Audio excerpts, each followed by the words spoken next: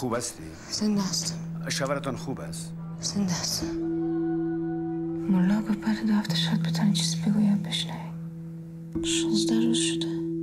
هنوز هیچ. به جنگ میره. خوشحال است.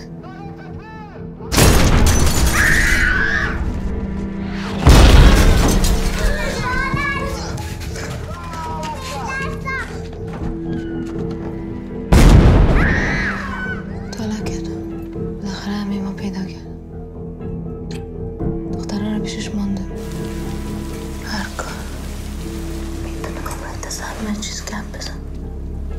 زنگ صبر من. تو برای از درد آزاد کنی.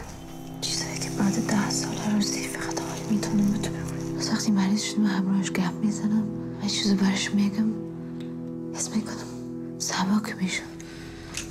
بیشی درو بیا.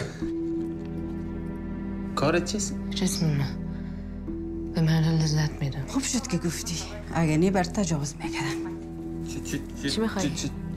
چند؟ تو چی فکر کردی من فاشه نیستم؟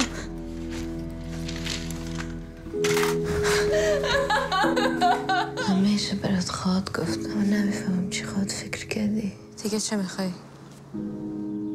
این بچه زود یاد میگیره. یک دفعه گرده کفک شدم از خنده. زود خود یاد تو انداختم خندم چوب شد. دستشو میگیرم سر سینم میمونم.